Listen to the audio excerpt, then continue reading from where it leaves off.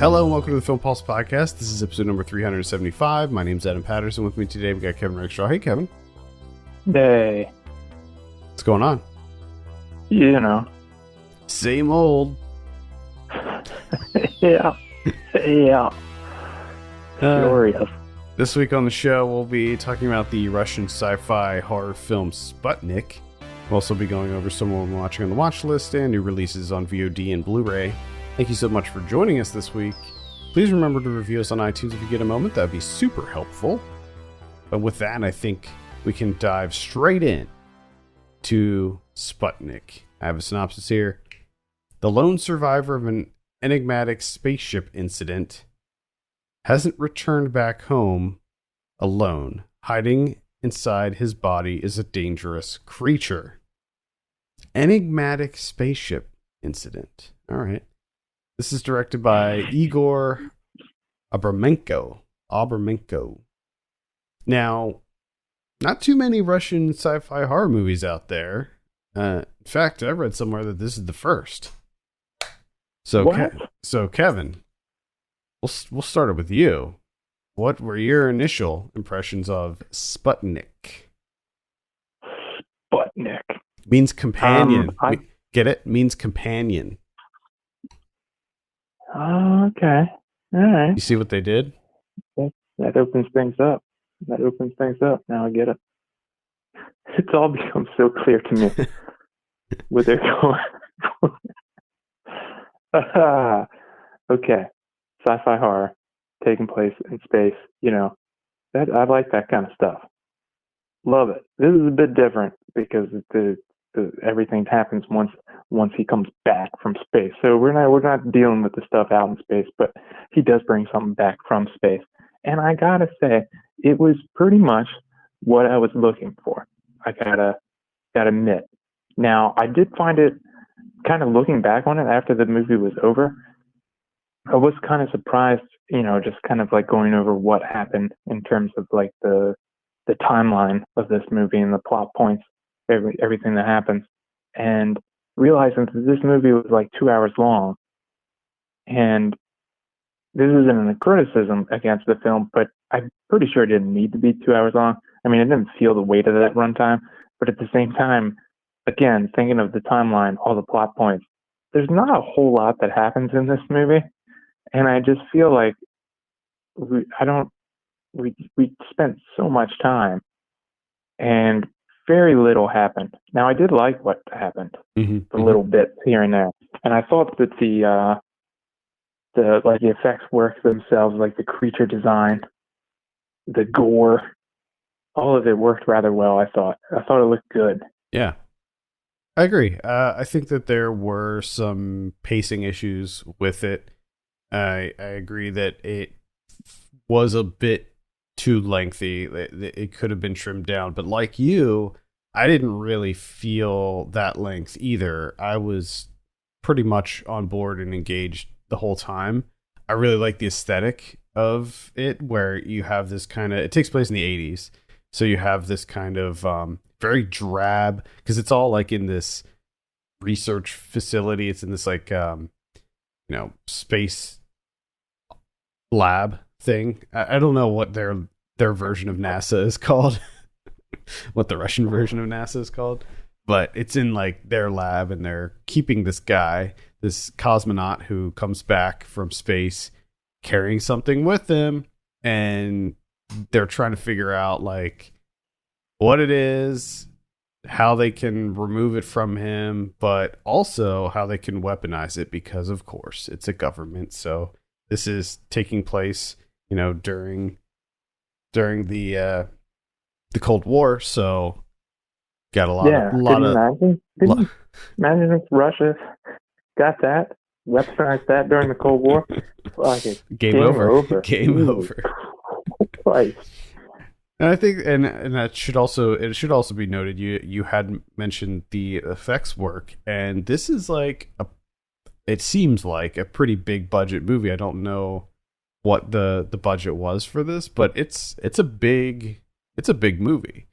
So there's a lot of effects work going on here. It's not one of these things where you don't really see the alien until the end. Like, you see the alien pretty early on, and you see a lot of the alien throughout the movie. So Yeah, you get to spend a decent time with the alien. Mhm. You can do all sorts of stuff. I liked Playing with toys. I really liked the creature design. I really liked there's this like little montage towards the beginning when that I can't remember if he's like a general or whatever rank he is, the head guy is sort of explaining how the alien works and how it like lives inside of him and how the biology of it makes sense. And like I was just like, yeah, all right, like they're taking the time to lay this out and show like how this sort of symbiotic relationship between the alien and its like host body, this guy, how that all fits together and how it survives and how he survives and all of that stuff. And I really liked that sequence. So what you have here is Oksana Akinshina, she plays this psychologist. Which her character is so, everything about that is just very bizarre to me, because I feel like there's another movie there. Because the way in which she gets recruited into this thing is she's introduced in front of this like board. Mm-hmm. They're trying to like decide her fate in her career. Because apparently she like drowned a kid. Like that was like her thing. Apparently, it's like, I'm gonna drown this kid, and I can't. What did? So many questions. Yeah, like so many questions. What because was it's that? like What happened there? And then they say like, oh, the kid. I forget what exactly the kid was suffering from, but she was like, yeah, it's actually because of the mother. The mother's fault that he suffers from this, and I decided the way to save him from this is to drown him until like he was almost dead, and then like bring him out of the water. And like, of course, the colonel for the cosmonaut, he's like, yeah, I need someone that'll go and do anything, risk it all, regardless of the. And I love that when he brings that up later, he makes it a point to point out, like, hey, you drowned that kid. And I thought that was going to be like, hey, do you think like maybe if we drown the cosmonaut, it would. That's like her one thing. I still don't understand, like, how did she cure this kid of whatever it was by drowning him? It's just insane to me. Yeah, I have no idea what that was all about. It's but we know that she's edgy. We know that she's a risk taker. So that's why she was brought into this project. And so it's up to her to get into the mind of the guy and the alien and try to figure out like how to separate them without killing the host. And she discovers a lot of really interesting things about how they work together and stuff. And then, but there's also some kind of surprises that happen later on that I thought added a kind of an interesting dynamic to it. But yeah, I think they did a pretty good job of knowing when it was kind of running out of steam and kind of adding or giving you a little bit more information about this creature or the creature's relationship with its host. Yeah, I thought they did a pretty good job of kind of bringing that out. Yeah, because I mean, if like pretty much every other 80s set Cold War movie involving the Soviet Union, everything is really cloak and dagger. So they only give you the little morsels of information that you absolutely need. So when she comes in, she thinks she knows everything that's going on, but there's a lot more happening underneath the surface that we later find out. So you find out that there's all these secrets in this facility. And I thought that was a fun and interesting dynamic and a revelation that occurred. Now, one thing that I found to be a bit lackluster was the end. I was a little bit disappointed with the ending. I felt like it sort of there was a pretty big build up to the conclusion or the climax, but what we got, I was like, oh, I felt like it went out with more of a whimper than I was kind of hoping. Yeah. And I feel like another aspect of that is this, like, I don't know if it's like a side plot or whatever with the cosmonaut's kid that's like stuck in an orphanage, which just seemed kind of like, to me, just didn't really work at all. No. And of course that gets thrown into at the end. Yeah. Just kind of like it's wrapping things up, and it's just like that was like a puzzle piece that just never fit. It was to a completely different puzzle. Yeah, they kept. And all I can think of is that she got that kid. That kid had some issues, and then she drowned him to save him. Well, and also the whole like twist with that, I found to be like, it was like one of those things where you're just, when they revealed it, you're just like, all right, so what? Yeah. So what? I don't care. Like the whole thing with like the kid trying to get the shoes off the shelf. Yeah, and I'm just like, it's what, like, after everything that happens with the creature, the companion, Sputnik in Russia, everything, once that's all like kind of tied up, and then they go to the kid and like, I don't care about this kid.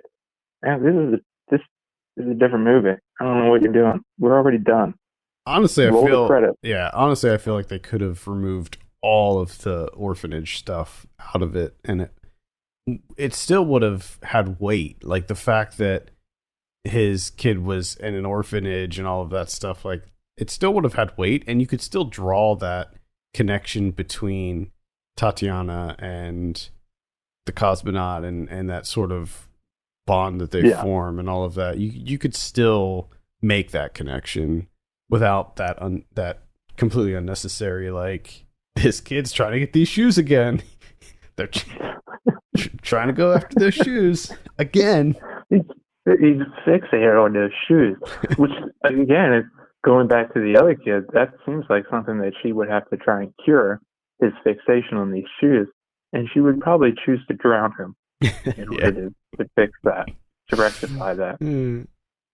All that said, though, I still really enjoyed myself throughout this movie. Again, the visual style, I loved the sort of drab, colorless style of it.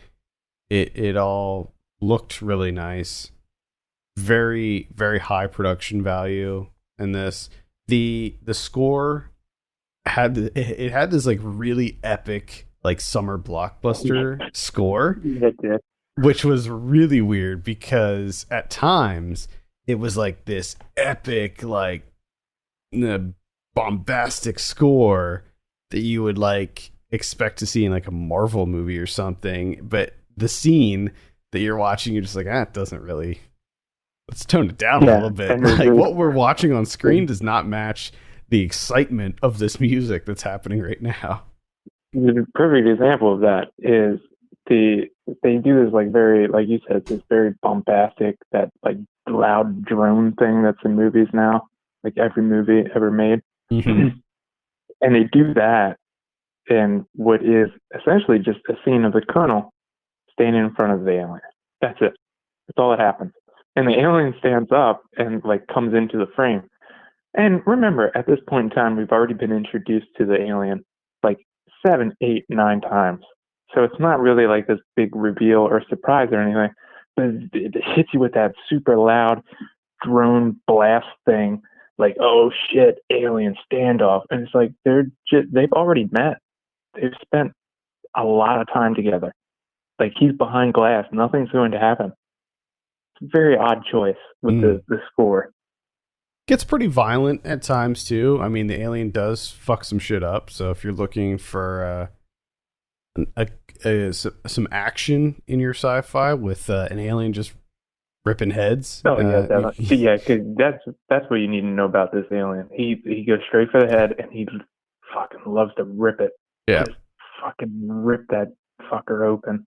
I also would like to mention there's a scene when you actually see. So the way that it works is the alien leaves the cosmonaut's body every night, and the first time you see it, it's like he like vomits up the alien. It like comes out of his mouth. And normally in movies, when like large things are coming out of people's mouths, it looks really weird because they have to add CG to widen the mouth and all of that stuff, and they can never quite get it right. And while this didn't look 100% real, I would say that this movie has the best object coming out of someone's mouth scene that I think I've ever seen. And I think that's because you can tell they put a lot of thought into like the creature design, because they point out and how it stays in where it's located in his body, like how it's in there and you don't notice it, and it's like, oh, it completely makes sense. And when you see it come out and then it kind of like uncoils, you're like, oh, okay, yeah, no. Yeah. It totally makes sense. I get it. Yep. So really, really great work on the visual effects. I mean, there's a lot of CG here, but it's quite good. So props to them for all of that. And I love at the beginning because, they bring her on and they're like, yeah, we got to get, the creature and him separate. And I'm just wondering, like, did they ever try just separating the two? Because it seemed like they really weren't spitballing any ideas and how to separate the two. It didn't really seem like they ever really tried, but they have plenty of opportunities to separate the two. I think that they were concerned because of what happened to the other cosmonaut. I think they were worried that he would just die, and they absolutely could not have him die because of Moscow and the fact that they were lying to Moscow and telling them that the cosmonauts came back safe. So I think that they were just really trying to play it safe, and that's why they brought in the doctor to see if she could figure out a way to like do it the right way. This was a short film originally by the same director. It was called The Passenger. I feel like maybe I saw this movie at some point, maybe at a film festival or something. It was a couple years ago, but it was the same premise, pretty much. Yeah, I gotta say, in a weird way, I thought the alien was kind of cute. It's designed that way. Yeah, absolutely. It's designed that way. Especially there's like one scene when it kind of curls up around this object. Yeah. And you do sort of empathize with the creature. It's not this like kind of hideous, xenomorph style thing where you're just immediately terrified of it. It does it's still an efficient killing machine, but it's also really cute. It is, yeah. I think it's, the eyes and just it's how it like, I mean, one of the things that like instantly makes a creature cuter is when it like ticks its head, when it cocks its head. Mm-hmm. So I think that they did a good job of making. That's because you're like, this guy's curious. Yeah. Curious little guy. Yeah. You said, could that head come off? I'm gonna see if that head comes off. I'm gonna see how quickly I can pop that head off. So overall, I thought that this was pretty damn solid. I really enjoyed myself with it. I think there were a few bits here and there that weren't quite up to snuff, but I'd say it's worth a look for sure.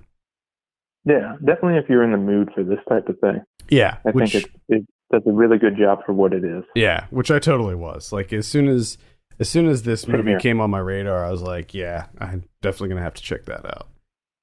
So Sputnik is going to be on VOD platforms Friday, so be sure to add that to your watch list. Let's go ahead and give this a score. I'm thinking around a 6.5 for this one. That's what I'm saying. 6.5. I'm going to go with. Yeah, check it out. Again, that's called Sputnik. All right, let's take a look at what we've been watching this week. I crammed in a few things towards the end of the week. Uh-oh. Watch out. I started with Blackwater from 2007. The reason I watched this is because it's not really a sequel, but the next one in the series called Blackwater Abyss came out, so I watched both of those. This is I think are they both directed by the same dude? Yeah, and Andrew Traucki. These are Australian creature features about crocodiles, killer crocs. Mm-hmm. The first one involves three people who are vacationing. They go on this like a fishing tour sort of in the swamps, and they get attacked by a crocodile, and their guide gets immediately eaten, and it flips their boat too. So the three people, the three tourists are left basically in a tree, and beneath them is a giant killer crocodile, and they have to figure out a way to get out of there. And of course, no one knows where they are. Their cell phones got wet, so they have no way to communicate. And it's not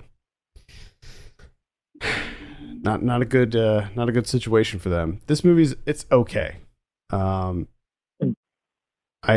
didn't hate it. I feel like watching these killer croc or killer alligator movies after Crawl, it's just like they're not living up to that movie. And also there's other, I think, better killer alligator crocodile movies like Rogue out there.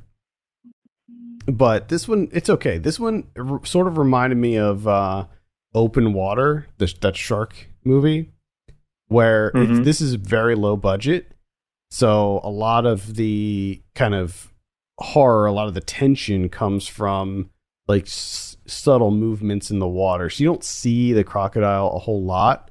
When you do see it, I mean, they used like actual footage of crocodiles, and I think they had some kind of like,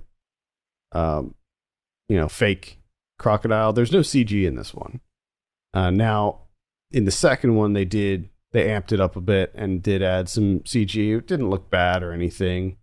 But in the second one, it's essentially the same exact premise, except you have a group of, I think, 5 friends who are going into this cave. So they find this like cavern in the jungle of in the forest of northern Australia, and they go down there, and a big storm hits and it floods the cave, and they get trapped in there. But then they find out that there's a killer croc in there too.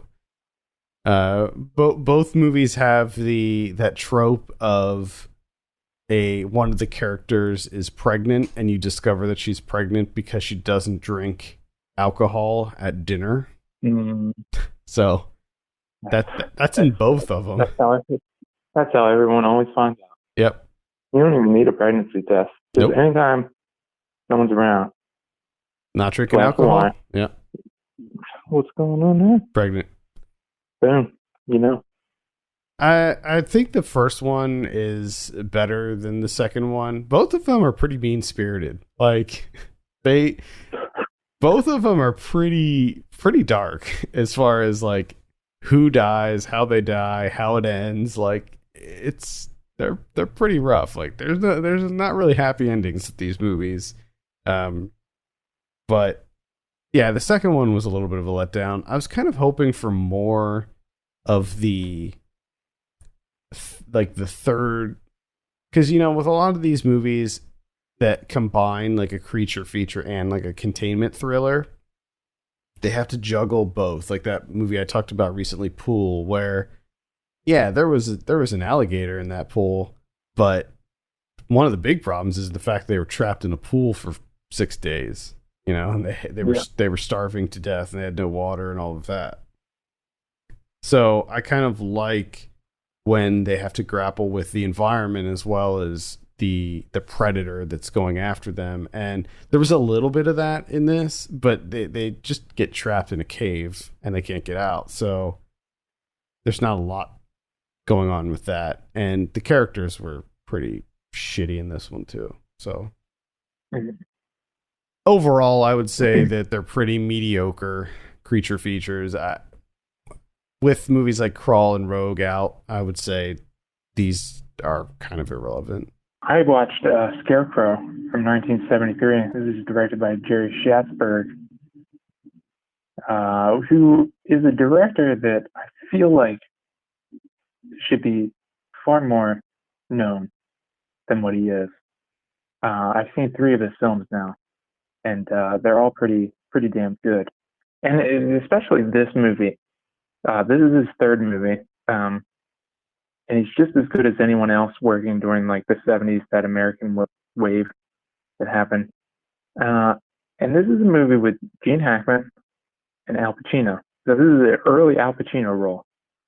And it's just them two playing 2 drifters, just bumming around. And they're just trying to get to Pittsburgh. Because Gene Hackman just got out of the joint. He's been in jail for a while. He got out. And he's just trying to get to the East Coast. He's got to get to Pittsburgh. All of his money's in the bank in Pittsburgh. And once he gets there, he gets his money out, he's going to open up a car wash. That's it. That's the whole plot. And Al Pacino just happens to, he got off of I think out of like Navy service. So he's just trying to get to Detroit to see his kid that he hasn't seen ever. So it's an interesting matchup with these two, because Gene Hackman plays this guy that is, one, he's just focused on this car wash. That's all he wants to do. Just wants to open up this goddamn car wash. And he just wants to fight everyone. Like, he just hates people. And he just gets into fist fights all the time. He's kind of an asshole. He's a huge asshole. And he wears like 18 layers of clothes. And Al Pacino is this kind of like the little court jester. He just never stops joking around. And at first they don't get along. Hackman hates him. And it's a really interesting look at like male friendship, because the only thing that brings them together is Gene Hackman has a cigar and he doesn't have a lighter, and Pacino gives him his last match, and instantly that bonds him for life because of that small gesture. So that from that point on, these guys thick as thieves, and he ends up getting recruited to help him out with the car wash and everything. And it's just them traveling across the country trying to get to Pittsburgh, and things go wrong because Hackman likes to punch people in the face. This sounds like a delight. It is pretty good, and it's really surprising that it's not like more well known. I mean, even for like Schatzberg's movies in general aren't that well known, but a movie with Gene Hackman and Al Pacino being buddies, like a road trip buddy movie. Yeah. Oh, come on. What do you want? Sounds good. This is called Scarecrow. How'd you watch this? I rented it on Amazon. $1.99. I was like, fuck it, I'll rent this thing. I've been wanting to see it for a long time. Cool. I saw an American Pickle, directed by Brandon Trost. This is the Seth Rogen one. Yeah, what the fuck is this? I keep seeing stuff for it, but I haven't looked into it because I'm just like, this is ridiculous. American Pickle. So this is on HBO Max, and it is about Seth Rogen. He plays this migrant worker from 100 years ago who gets a job at a pickle factory in New York, and his job is to smash rats. He has to kill rats in this pickle factory. Well, one day when he's smashing rats, he ends up falling into the vat of like the pickle brine. Like he falls in, and the factory gets condemned, and he gets stuck in the pickle brine, and it preserves him for 100 years, and he gets awoken 100 years later. It's now 2020. And his only living relative is his great grandson, who is also played by Seth Rogen. And It's a movie about, family and religion and reconnecting, and it's mm, it's okay. I honestly really wasn't that into it. I didn't find it that funny. I found parts of it to be amusing, but nothing really made me laugh out loud or anything. The Yeah. the fish out of water aspect of it was very slight. So that only happened in like the first act, where there's this guy who's just trying to acclimate to modern times. So that's probably where most of the comedy lies, but I can imagine. it was really, there's not much there to it. Like he got acclimated to the modern world pretty quickly. So I don't know. Overall, a lot of people are really liking this movie, but for me, it just didn't really hit for me. It's interesting because I never looked into it because I thought it sounds, just the title sounds stupid.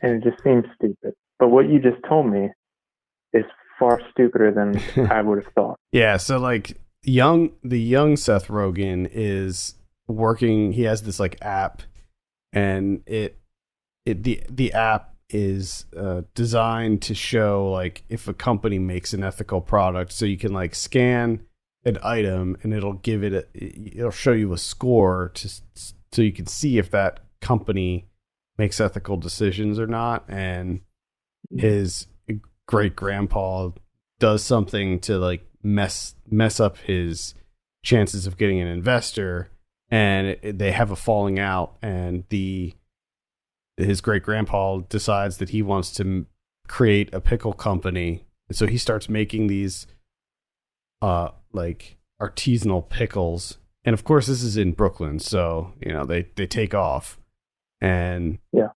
it turns into this like sort of battle between the two of them to sort of ruin each other. But yeah, I don't know, just didn't really land for me. There's some sweet moments. There's like a level of kind of sentimentality to it that's kind of nice, but overall it just didn't really do anything for me. Okay.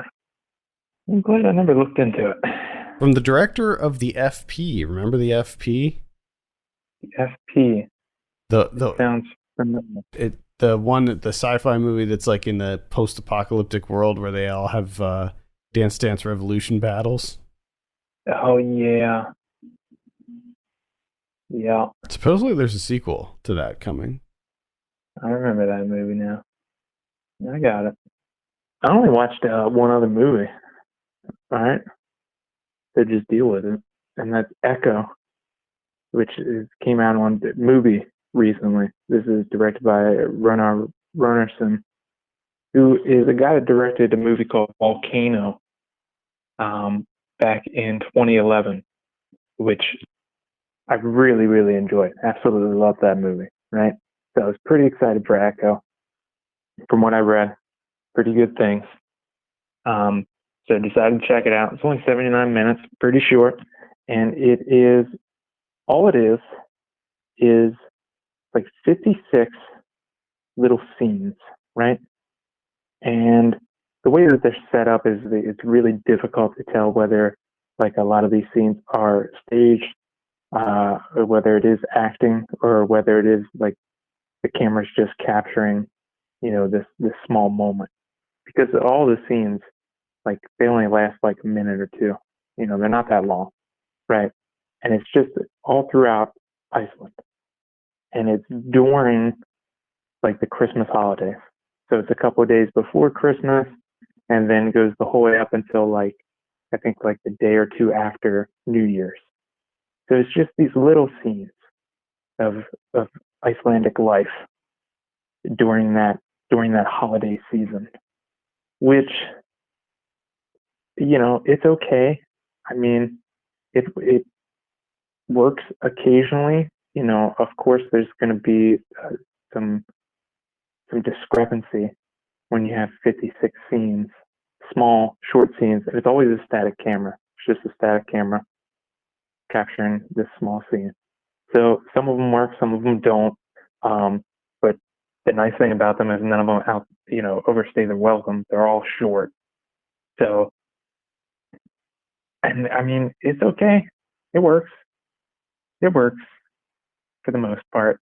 There is a part of me that after, when I come to the end of this viewing experience, I did kind of just wonder to myself, like, why did I do that? Like, what? I didn't really get anything out of it. But I also kind of knew going into it that I probably wouldn't get anything out of it because it's just this slice of life type deal. But you're never with any character for any length of time, that you can really establish anything, like any sort of connection with anyone in this movie. So it didn't really work as a whole. It's, yeah, whatever.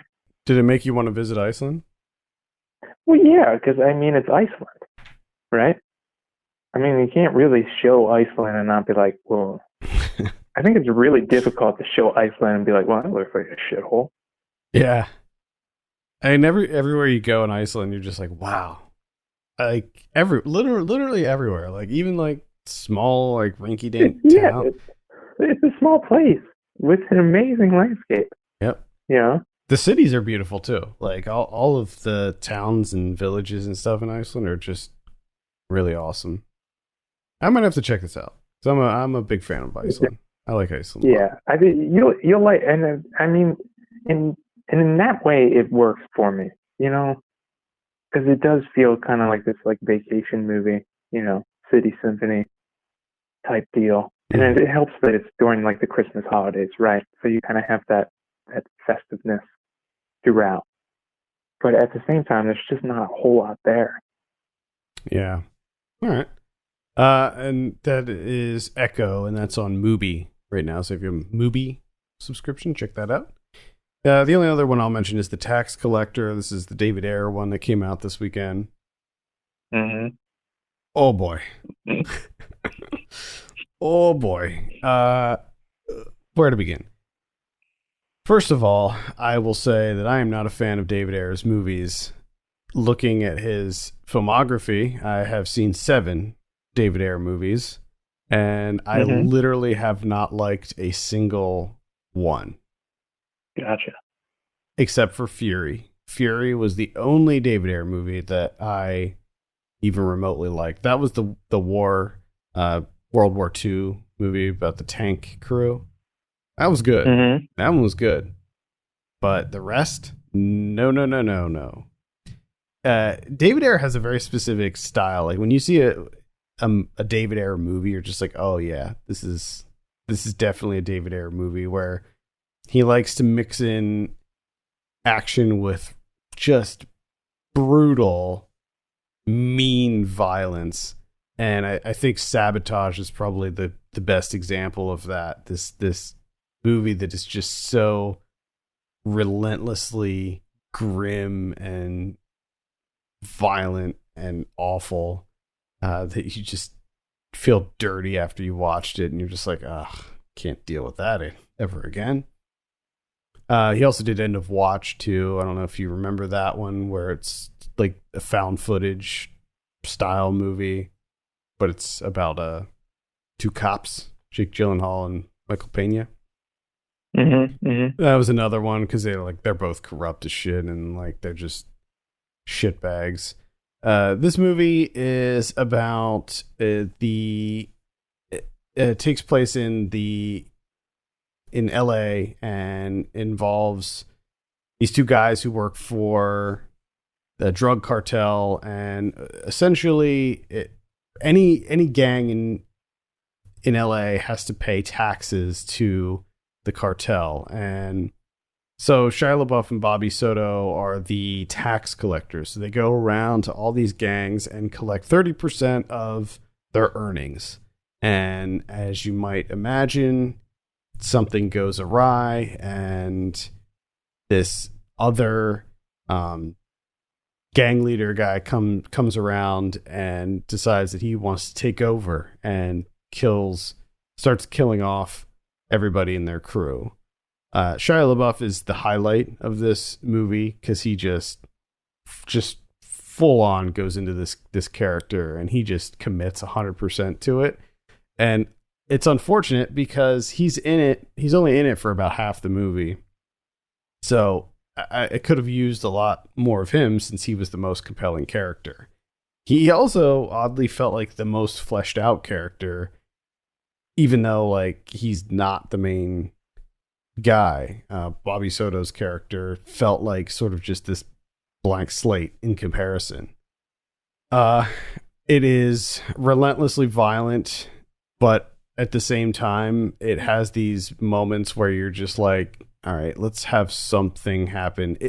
When you watch it, it's like unbelievable to me that this is like a big budget sort of David Ayer action movie because it looks so cheap and so cheesy at times. Could not get on board with it. George Lopez is in it, and he's actually quite good in it as well, but he's only in it for like maybe 2 or 3 scenes. And then there's this big reveal at one point, and you're just like, it's at the end, and you're just like, why did they do that? That seemed so pointless. But anyway, it's really bad, and I could not recommend checking out The Tax Collector. There's not even that much action in it, honestly. Like there's this like one part where they're gearing up, they're gearing up for a war, and then something happens, and you're just like, oh, all right. War's been postponed. So there's not even like that much action in it. And I can see it now when you said that. This like very frenetic, people grabbing magazine clips, a lot of cocking of guns, and like, that kind of thing. Yep. Is that what's going on? Yep. Yep. I could direct a remake of this movie without even seeing it. And just the level of grisly violence in it. It like there's a scene where you see someone's like they're in a moving van, like on a highway, and they're interrogating this person from inside the van, and the person's not talking. So they open the van and they press the dude's face on the road from the moving van. Mm-hmm. And it just scrapes the side of the dude's face completely off, like skeleton. Like he's half skeleton at this point. And that's what I hate about it. It's like an excuse when anytime someone does, a cartel movie. It's the only reason they do a cartel movie is because they're like, oh, I can do it. They can be as violent and as fucked up as I want it to be. There's just be like, yeah, cartel. Yeah, but there's tasteful ways to do it. There's respectful ways to do it. Like I think Sicario, that's an insanely violent movie, but I think that the way that they portray the violence in that movie doesn't glorify it in any way. And in this movie, it feels sort of the opposite. I mean, the grisly violence that's in this movie, and I love violence, to be clear. I love violence, but it never seems to fit in a David Ayer movie. I would again recommend just watching Sabotage, and you'll see what I'm talking about. Yeah. See, I like violence too, but I'm more so like the, cute cuddly alien ripping heads, fucking head in half. Yeah, diagonally. Sure. Okay, let's talk about some VOD releases. On the 11th, we have Gripped, Climbing the Killer Pillar. This is a rock climbing pillar. Well, it is a pillar, I guess. It's a rock climbing thriller. It's a feature-length rock climbing survival epic. Wow. Yeah, there you go. Check that out. Incredible. We have Uncle Peckerhead, which is appears to be some kind of horror comedy or something. Doesn't look great. We have The Dark End of the Street. This is a thriller that looks pretty good, actually. This is sort of takes place over the course of one night in this like suburban neighborhood, and it follows like several people who live in the neighborhood, and there's someone going around killing their pets. No. Yeah, got number of indie people in there. Lindsay Burge being one of them. On Friday the 14th, we have Endless. It's a romantic movie, a little romance. We have Never Too Late, starring James Cromwell, Shane Jacobson, and Jackie Weaver as Norma. Why would they have the name in there? Like James Cromwell, Shane Jacobson, and Jackie Weaver as Norma. Like we're supposed to know who Norma is. Yeah, dude, Norma. Obviously. We have The Silencing. This is a action movie with Nikolaj Coster-Waldau. We have Sputnik. And that looks like that's about it for VOD. Take a look at the VOD calendar for the updated releases. On Blu-ray, this week we have Split Second from 1992, starring Rutger Hauer. This is a sci-fi thriller, which I never saw, but I really want to see it. It's part of the MVD Rewind collection. I really like what they're doing with the MVD Rewind collection. It's like it's sort of like Arrow, but it's like kind of 90s centric.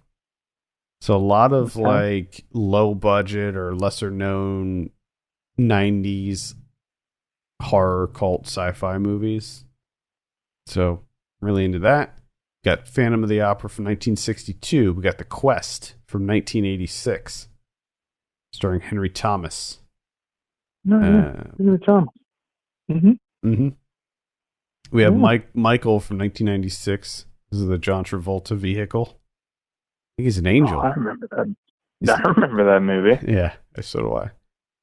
We have Date with an Angel from 1987. Diva from 1981.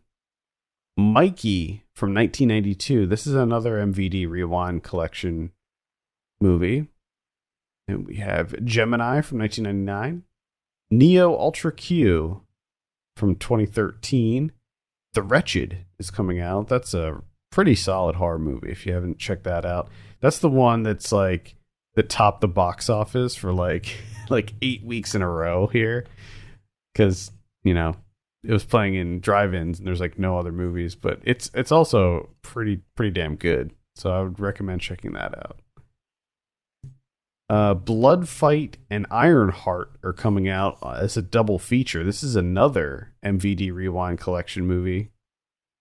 Brutal Massacre, a comedy from 2007. The High Note from earlier this year is coming out. Lucky Grandma from, I think that maybe came out late last year, maybe this year. Might have been this year at some point.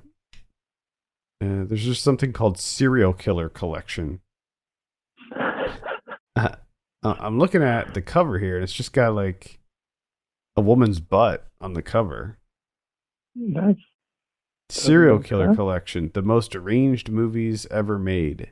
Could you just have like a naked butt on the cover of a movie? Like, I don't know. Let me read this. Let's look at this description here. Let's dig a little deeper. Mainstream movies that depict serial killers completely sanitize their actions, or they rely too much on blood and gore. In this collection of 4 movies, the emphasis is on the bizarre, aberrant behavior.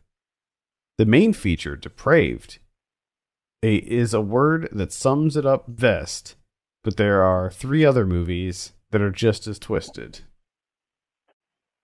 Okay. It doesn't say what those movies are. You have to buy it to find out. So, Secret. They only give you one. Depraved. How to Build a Girl is coming out. Let's see. Live Feed from 2006. Inside the Rain.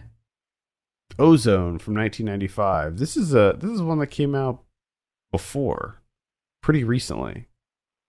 I'm not sure if this is some other version. No, they're just trying to sneak it out again. But I remember I wanted to add this to my watch list when we originally talked about it, and I forgot. So I'm going to do that Yeah. Rectify. Now's the time. What do we have on Criterion this week? Oh, we got a big one. Another box set. It's the complete films of Agnes Varda, which you would think it already would have happened on Criterion, considering that they pretty much have all of her stuff. Films. Yeah. Yeah. And I mean, they've been riding the Varda wave for a very long time. Mm-hmm. But now you get them all together, all of them. It looks like 1955 all the way up to 2019. It's a big tons of movies. Big collection. Ridiculous. All right. So, I mean, I would definitely suggest that. I would get it. I would maybe wait until there's another 50% off Barnes & Noble. Yeah, okay, yeah. That's a good call. It's a pretty pricey collection. I mean, you get a lot. Definitely worth that price. Yeah, you get a lot with it. Yeah, but I hear you on the waiting and getting that 50% off, because then that's a deal right there. Oh yeah. Boy. Oh yeah. Killer deal. With that, I think we can end it this week. Thank you so much for listening. You can send us your questions and topics to podcast@filmpulse.net. You can follow us on Twitter @filmpulsenet and @filmpulsekevin. And if you have a minute, consider reviewing us on iTunes. We would appreciate that very much. For Kevin Rakestraw, my name's Adam Patterson. We'll see you next week.